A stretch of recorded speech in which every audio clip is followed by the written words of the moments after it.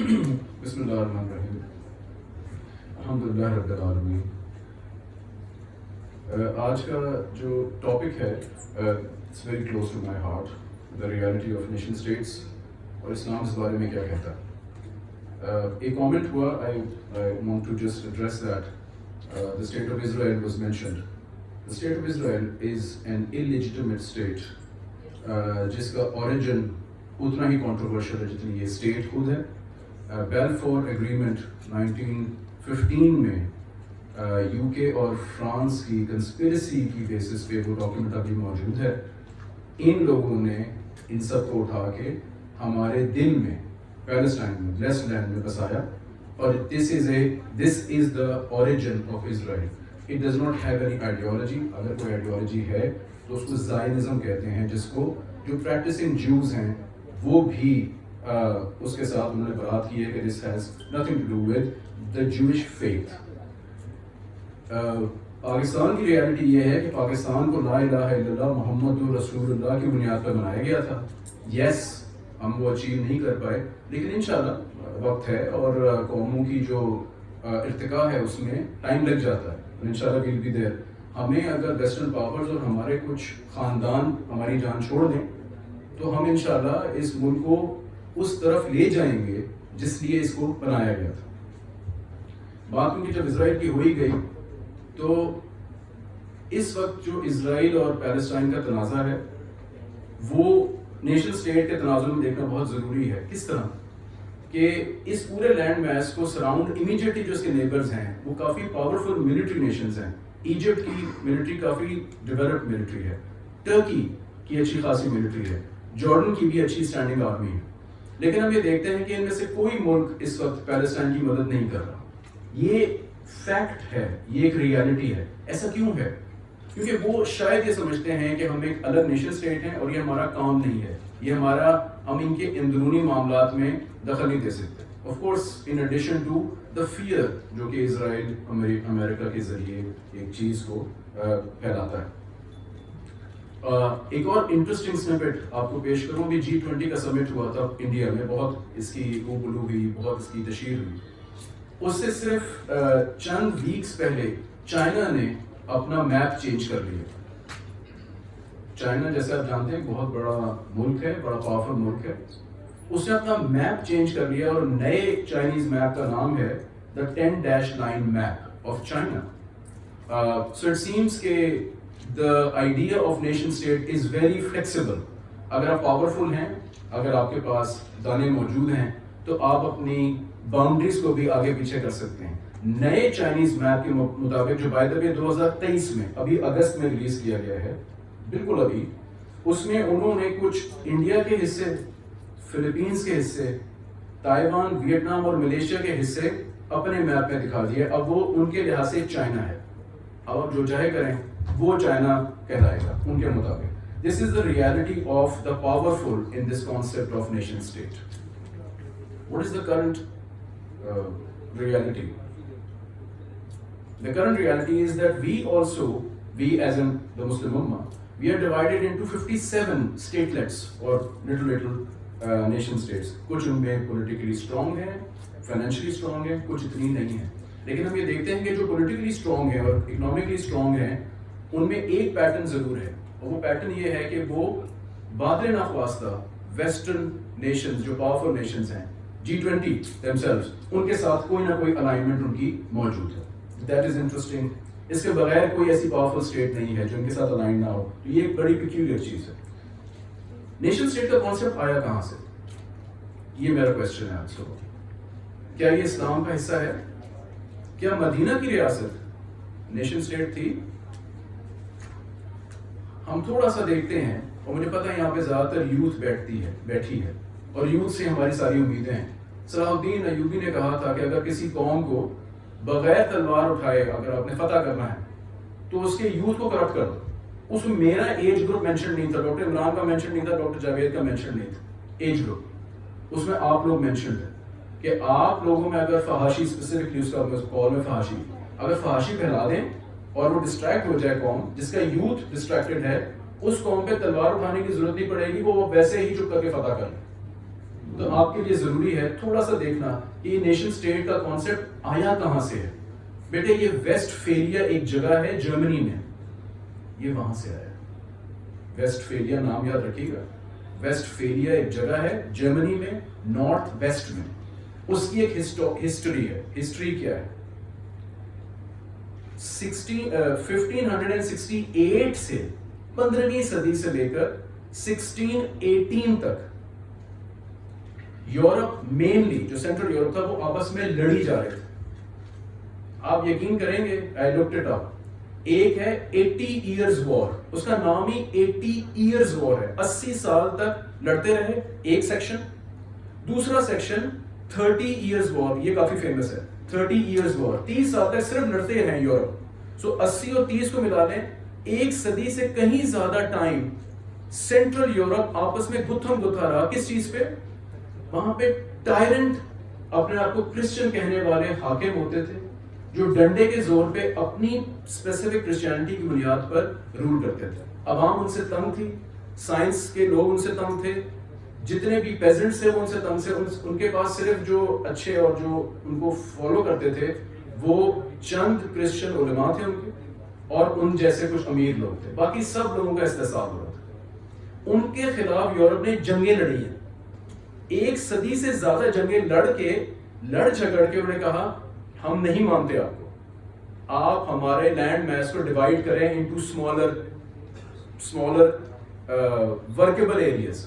وہاں سے nation state نکلی ہے, جس کو ہم نے آج اتنا مقدم کر دیا کہ ہم نے باقی ساری چیزیں پیچھے کر دیں اور ہم نے نیشن اسٹیٹ آگے کر دیا. یہ جو قومیت ہے, یہ جو نیشنلزم ہے, اس کا اوریجن میں بتا رہا ہوں. یہاں پہ کوئی تفرقہ نہیں ہے. This is your history. آپ ہسٹری کتاب اٹھا کے دیکھ لیں, یہ برٹانیکا آن لائن ریسورس ہے, you can look this up. The 30 years war and the 80 years war of Europe, یہ ہے ریالٹی نیشن اسٹیٹ. پھر ویسٹ فیلیا میں یہ بیٹھے, جب لڑ کے تھک گئے, انہوں نے کہا کام نہیں چل رہا. ویسٹ فیلیا وہ ہسٹوریکل جگہ ہے جہاں پہ یہ چیز کوائن کی گئی, نیشن اسٹیٹس ہونی چاہیے. What is a nation? People asked. A collection of people جن کی لینگویج سیم ہو, ہسٹری سیم ہو, کچھ جغرافیہ سیم ہو, کچھ اس طرح سے کر کے انہوں نے کہا یہ ہے, یہ ڈیفائن کرتا ہے ایک نیشن اسٹیٹ کو. اور بہت انٹرسٹنگلی اس ٹریٹی پہ ایک میں سینٹینس آپ کو یہاں سے پڑھ کے سنا دیتا ہوں جو کہ میرا مین سنوپسس بھی ہے آج. They agreed to maintain a balance of power among sovereign states and acceptance of principle of, check this out, non-interference in the internal matters of other sovereign states. So Israel can bomb the daylights out of Palestine. Egypt won't move. It can't move. Because it's subjugated by this, یہ جو ہے نا, non-interference of others. یہاں انہوں نے تو لڑ کے کیا تھا, ان کا ایک کانٹیکس تھا. ہمیں کس حساب میں آپ نے نیشن اسٹیٹ بنا دیا؟ ہمارا کانٹیکس یہ نہیں ہے, یہ یورپ کا تھا. ہمارا کانٹیکس کیا ہے؟ سورہ آل عمران آیت 103 سے لے کر 107 تک ہے. مجھے کہا گیا تھا کہ 5 consecutive ayahs should be the focus of the presentation, and the presenter before me skipped the tilawat. I also will take this opportunity to skip the tilawat because that will میں بہت اچھا کاری نہیں, ٹائم زیادہ لگ جانا ہے. I want to pack in as much concepts as I can, so I will just stick with the translation. Sorry, I thought this was, یہ ہے جی یہ وہ لوگ ہیں جنہوں نے یہ کروایا تھا ویسٹ فیلیا میں, جب ان کا اگریمنٹ ہو گیا تھا کہ یہ بڑے بڑے خطے نہیں چاہیے, چھوٹی چھوٹی اسٹیٹلٹس چاہیے. ٹھیک ہے, اور یہ ہے وہ جگہ, یہاں پہ آپ کو نظر آ رہا ہوگا کہیں ویسٹ فیلیا کی جگہ ہے. یہ بہرحال پرانا یورپ کا وہ میپ ہے جب ان کے جھگڑے ہو رہے تھے. یہ ویسٹ فیلیا کی ٹریٹی ہے. اب اسلامک پوائنٹ آف ویو, بسم اللہ الرحمن الرحیم. سورہ آل عمران آیت نمبر 103 کی ٹرانسلیشن کچھ اس طرح سے ہے. And hold firmly together to the rope of Allah, and do not be divided. Remember Allah's favor upon you when you were enemies. Then He united your hearts, so you, by His grace, became brothers. And you were at the brink of a fiery pit, and He saved you from it. This is how Allah makes His revelations clear to you, so that you might be rightly guided. Ayat number 104. Let there be a group among you who call others to goodness, encourage what is good and forbid what is evil, amr bil ma'ruf wa nahy anil munkar. It is they who will be successful. Ayat number 105. And do not be like those who split into sects and differed after clear proofs had come to them. It is they who will suffer a tremendous punishment. Ayat 106. On the day, some faces will be bright, while others gloomy. To the gloomy face it will be said, did you disbelieve after having believed? Question mark. So taste the punishment of your disbelief. Last ayah 107. As for the bright-faced, they will be in Allah's mercy, inshallah, where they will remain forever. So the classical way of understanding Quranic ayahs is to see Tafseer, see what the translation means, and then what the classical scholars of Tafseer have commented on them. This is how an Ajmi like me tries to have context or understand a Quranic ayah. So in the translation, you can clearly see a pattern, a theme. There is no basis of tribe, race, nationality, or language in Islam. The only criteria is taqwa. There's nothing else. No race, no language. We are but one Islamic ummah. We don't have a division, not from Islam. The divisions are man-made, mostly from the Westphalian treaty, which is very sad. Quran further translates, وَاعْتَصِمُوا بِحَبْلِ اللَّهِ جَمِيعًا, hold fast to the rope of Allah and do not be divided. So the emphasis is clear, don't be divided. The rope, hanging onto the rope means not to be divided because it's just one rope. Ibn Kathir mentions, he, subhanahu wa ta'ala, orders the Muslims to be a single community and he forbids them from dividing. There is a verse, this is an evidence that Muslims are obliged to gather in under oneness. Quran elsewhere mentions the word brotherhood. Indeed, the believers are a brotherhood, single. Imam Qurtubi comments on this. That is in deen and sanctity. They are brothers in deen and sanctity, not in race. For this reason it was said, brotherhood in deen is of more permanence than brotherhood by race. Brotherhood by race is severed if it violates the deen, whilst brotherhood in deen is never severed by racial differences. So the priority is very clear.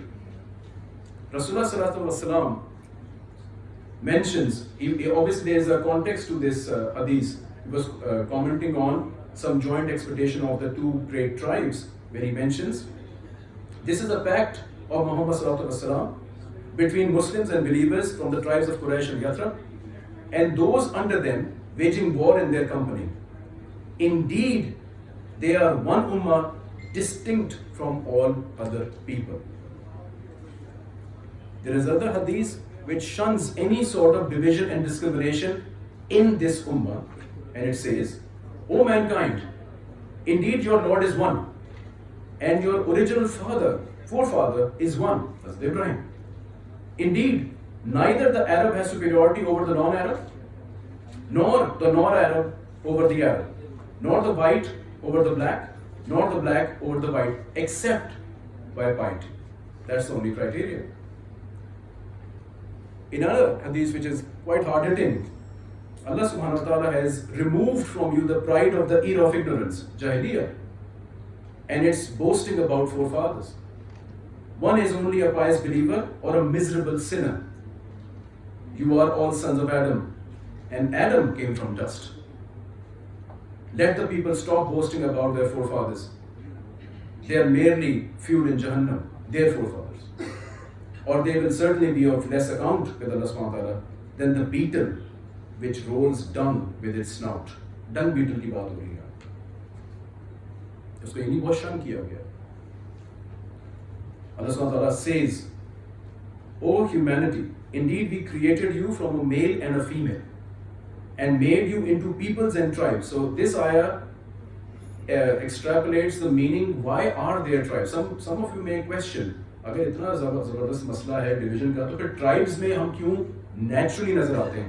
اس کا جواب اس آیت میں ہے کہ humanity indeed we created you from a male and female and made you into peoples and tribes so that you may get to know one another. صرف identification کے لیے، discrimination کے لیے نہیں ہے. Surely the most noble of you in the sight of Allah is the most righteous amongst you. Allah is truly all-knowing, all-aware. And just one quote from the ulama, Al-Shafi, very famous scholar of our history. He says, whoever expresses tribal or racial partisanship by speech, by unifying over and by calling towards it, even if he does gain infamy by fighting for it, then his testimony is rejected. He did something forbidden. There is no difference of opinion among Muslim ulama, according to what I know. The evidence is the speech of Allah, جو ہم نے ابھی تھوڑی دیر پہلے بات کی. Indeed, the believers are a brotherhood, as well as speech of the messenger, and be servants of Allah as brothers. I will conclude with two Quranic cases that we face as an ummah. One is the current issue of Palestine and Israel, which by the way has a cycle. یہ ہر کچھ سالوں بعد ہمیں یہ issue آتا ہے. اگر nation state کا کانسیپٹ نہ ہوتا، یہ میرا آپ سے سوال ہے، you can ponder over it, تو فلسطینی آج اس فلائٹ میں ہوتے؟ یہ سوال ہے، یہ آپ ضرور اس کو سوچیے گا. اگر نیشن اسٹیٹ کا کانسیپٹ نہ ہوتا، اسرائیل ہوتا، ایگزسٹنس ہی نہ ہوتی، پیلسٹائن کا ایشو ہی نہ ہوتا. قبلہ اول ہے ہمارا، وہ جگہ ہمارے لیے اور کرسچنس کے لیے بہت ہی، اور جوز کے لیے بہت سیکرڈ ہے. تو اگر ایک امت کنیکٹڈ ہوتی، یہ مسئلہ اوریجنیٹ ہی نہ کرتا. اور دوسرا، یہ جو ہمیں ہر سال چاند کا مسئلہ پڑ جاتا ہے، ہمارے رمضان ڈفرینٹ ہیں، ہماری عیدیں ڈفرینٹ ہیں، ہم امت ایک ہیں. اگر ہم ایک ہوتے تو ہم ایک ہی دن خوشی نہ منا پاتے. ٹوٹل گلوب پہ جو لوگ ویل ٹریولڈ ہیں، ڈاکٹر سعدیہ ہیز جوائنڈ اس، جو ویل ٹریولڈ لوگ ہیں انہیں پتا ہے کہ پوری دنیا میں میکسیمم فرق 12 گھنٹے کا ہے. 12 گھنٹے کے فرق کے ساتھ ہم ایک عید منا سکتے ہیں سیم ڈے. اللہ نے ڈسکرمنیشن نہیں رکھی ہوئی. ڈویژن اللہ کی طرف سے نہیں ہے، ڈویژن نیشن اسٹیٹ نے ڈالی ہے، ویسٹ فیلیا نے ڈالی ہے، یورپ نے ڈالی ہے. And if we are true Muslims then these should be our final concluding remarks.